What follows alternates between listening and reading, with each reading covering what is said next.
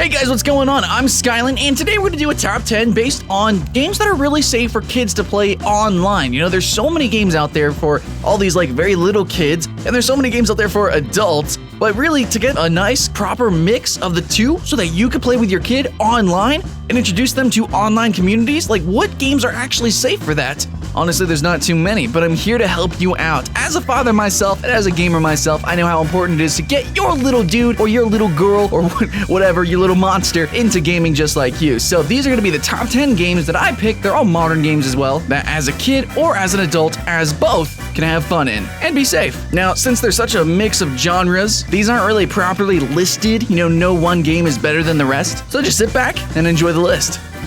Let's jump right into it. Let's talk about Dungeon Defenders 2. I love this game. Also, alternatively, you could play Dungeon Defenders 1. It is a great action tower defense game. It is a tower defense game, so there's strategy and planning in it. And also, there's a really high skill cap on some higher difficulties if you want to ever revisit the game when, you know, your kids are older or maybe just play, you know, for you as an adult. But what's really great about Dungeon Defenders 2 is that it looks really cartoony. It's really clean. It'll probably run on most machines. And the fact that it is just so eye-popping, eye-catching, and a lot of these games honestly are going to be like that. They just give a lot of stimuli in your brain for younger children, people who don't like waiting around. And so for tower defense, which is a genre played with waiting around, Dungeon Defenders 2 is the most action-oriented tower defense game that I have ever played. Plus, it is co-op. You can play with online peoples. You can play together. It's meant to be played co-op. And there's like this whole arcing story. There's lots of levels. There's a lot of replayability, play with different classes. It's all in all a good game, but absolutely made the list just because of how gorgeous and cartoony it looks.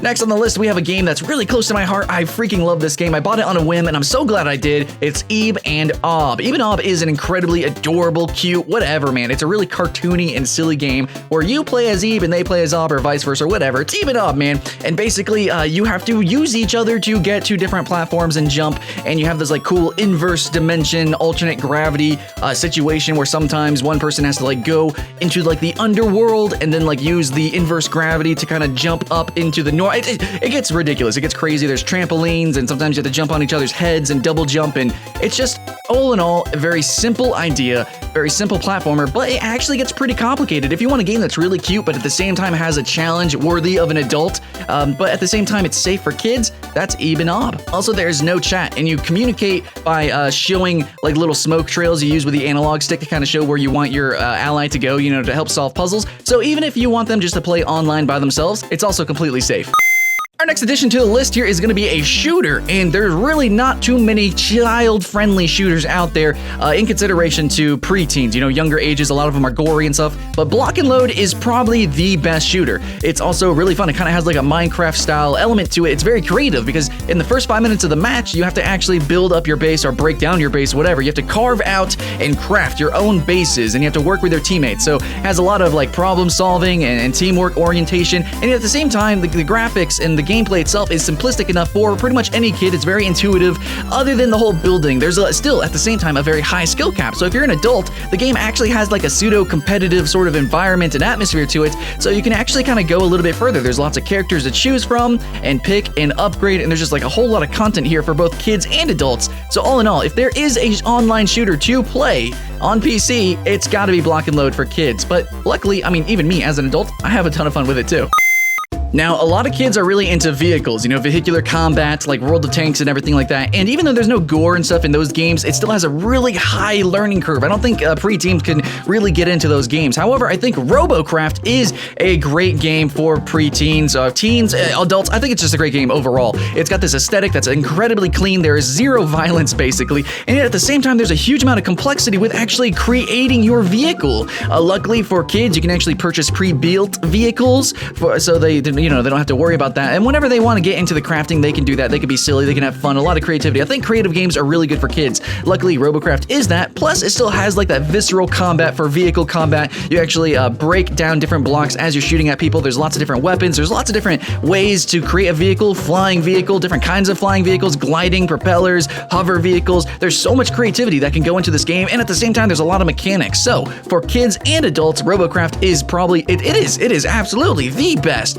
vehicular combat game out there. Next, in the genre of fighting games, I have a game called Brawlhalla, which is going to be a free-to-play cartoon, very much inspired from the Smash Bros. Series. So it's going to be that whole platform fighter genre. And there's only a few games in this genre on the PC right now, and right now Brawlhalla is like the biggest. Plus, it's free-to-play. Now, as an adult, they do have a competitive scene. I believe there is a $50,000 tournament going on, or ladder right now. So that's pretty interesting. There is some decent mechanics to this game, as would be expected from a Smash Brothers inspired game. Luckily, though, it's still very childish and it's still very easy to get into. I've never played the Smash Bros. Series at all. I jumped into Brawlhalla and I did fantastic against people who are already very experienced. But at the same time, if you want to master the game, then you can do that. There are actually there's a lot of mechanics to the game, which is very exciting, and you do see the competitive scene. So as an adult, as a child, this is the best overall fighting game without going to like Nickelodeon or Cartoon Network. Overall, for the whole family, Brawlhalla, the best fighting game. Now, in the genre of sport, this is kind of really touchy. There's a lot of adults that play sport games, and I don't think sports are inherently violent or anything. I think kids can play them, but thinking about very small children and in an online environment, I think probably the best sport game that I could find would be Rocket League. I mean, there's zero violence, and it's all metaphorical anyways. I mean, like, you're vehicles, and you're pushing around a soccer ball, and you're flying around in rockets, and it's ridiculous. Now, a lot of people don't like very specific sports, even though the sports probably are mechanically fun as a video game, but Rocket League is a sport video game. I think everybody can like Rocket. Everybody can get behind a Rocket League, man. Everybody can get around freaking cars with jet boosters hitting soccer balls in the nets. It's ridiculous. It's fun. And all in all, this game is actually very competitive. So as an adult, you can sink some hours into this, but as a kid, as anybody, even a non-gamer, you can jump into this game and have fun. So for sports, even though it's not technically like a real life sport, I hope you guys can forgive me. I have Rocket League on this list. For the genre of MMO, this was really touchy. There's a lot of games out there, older MMOs especially, that are meant just for kids. And some adults, I mean, you can play any game with a kid, really, but if you want to truly enjoy yourself, a universe, an MMO that can be explored in its entirety, that's fun for both children of all ages and adults of all ages. What game would that be? And in my opinion, it's got to be DC Universe Online. Everybody knows comic book heroes. Everybody would think it would be fun to play as comic book heroes, pretty much. Yeah, it's a little bit corny, so maybe it's not quite your aesthetic, but trust me, mechanically, DC Universe Online is one of the most action-packed, craziest MMOs out there. In fact, sometimes I'll just make a new character and I'll just run around the city, just literally just for the fun of running around. And yes, it is an MMO. It is an MMO environment. It's not quite as safe as something like Toontown Reborn or some of the Nickelodeon cartoon stuff. However, if you want a full MMO experience, DC Universe Online is probably the best for the entire family that anybody could probably get into. But then again, a slight warning, it is a full MMO. So it's going to have all the MMO features, and you might need to spectate your child a little bit, but I think if you want to get them into the genre, this has to be the game, because every other title that's for kids definitely cuts corners and isn't really the full experience. Yes, I know it's probably completely speculative and debatable if I could even have a MOBA as a genre on this list, because MOBAs inherently, multiplayer online battle arenas, are pretty competitive and incredibly toxic. I will admit, though, that Heroes of the Storm is probably the most child-friendly one. Now, not saying too much about the community, you're still going to expose your child to such a community, to that inherently competitive environment, but if you want to get them into that environment, Heroes of the Storm is probably the safest bet. In fact, it's the easiest MOBA to get into. Not only that, but as an adult, maybe you're a fan of other Blizzard franchises, and honestly, all those games really did change the face of gaming. Like, they're all groundbreaking, genre-defining games, so if you want to get them into World of Warcraft, StarCraft, or any Diablo even maybe, which is a little bit more mature, the Heroes of the Storm is a great nexus, yeah, pun intended, to get them into those games as well. And the genre of MOBA, it's really intuitive, it's incredibly cartoon, it doesn't take too much mechanical skill to play heroes, it's really more about just kind of memorization and teamwork. So if you want to teach your kid those life lessons and get them into the competitive spirit of gaming, Heroes of the Storm is the safest bet. But I will say, if you have a very young child and you want a completely safe environment for them to explore the MOBA genre, the Adventure Time MOBA is really good, but it's really meant for kids. So for both adults and children, Heroes of the Storm beats the rest of the competitors. Next on the list for the genre of survival, which is generally a very mature genre, we do have a kind of mature game here for being a cartoon game, and that is Don't Starve Together. Though, keep in mind, Don't Starve is its own unique game that's single player, and Don't Starve Together is its separate game, so you need to go buy Don't Starve Together. That is the multiplayer component to the game, and with that being said, the game is kind of dark. I mean, you do have to kill rabbits for their meat, and then cook the meat and eat it. It is a survival game, but this is probably, even though it is a very dark aesthetic, it's not all smiles and sunshine. I think it's still very intriguing, and I think it's done very tastefully. So if you're gonna get your child into sort of like the dark fantasy, sort of like Edgar Allan Poe kind of things, you know, like Tim Burton-ish atmosphere, which as a kid, I mean, those movies are fantastic. This sort of thing is a really great learning experience overall. Yes, it is very difficult. As an adult, you're gonna have trouble playing the game yourself, but that's kind of the point. That's kind of the lesson it teaches. And so if you're a kid, if you even have the patience for that, you both can have a really awesome cooperative time. And the online component to the game, the community, is also very non-toxic, so that's absolutely a plus.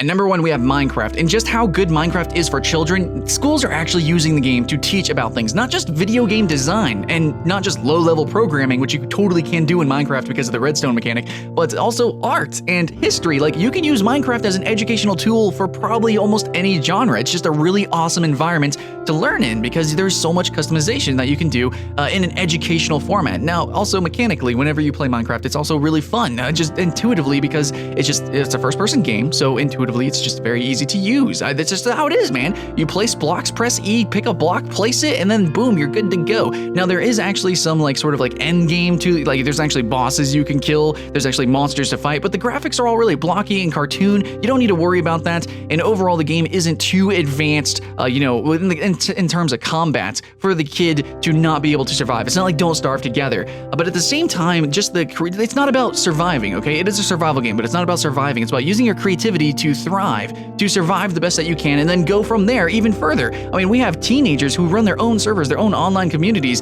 that have created their own mini-game, literal mini-games, and then you have adults who play the game, who make their own working phones, their own working programs and computers within the game, which is just ridiculous. And so there is really limitless possibilities in all directions for the game, from education to mini-games to just, who knows what's coming next for Minecraft. And then you have the whole mods. There's just an infinite amount of combinations of things to do in Minecraft, and at the same time, it's all in all very safe and very controlled. You can make your own servers, you can play single player, they can play single player, and if they do join servers, they're generally incredibly safe. And overall, Minecraft has a very non-toxic environment, and I think it's gotta be the best. Even though this list isn't ranked from 10 to 1, if there was a best game to play with a kid, the number one would be Minecraft. Thanks for watching my top 10 online games for kids and adults alike. Hopefully you had fun with the video, I had fun making it, and I do this every Tuesday. It's Top 10 Tuesday. It's got alliteration, that means it's gotta be right. If you like this video, please do actually like it and share it and stuff. I would really appreciate that, maybe. But plugs aside, really, thank you for watching, and hopefully I'll see you again next time.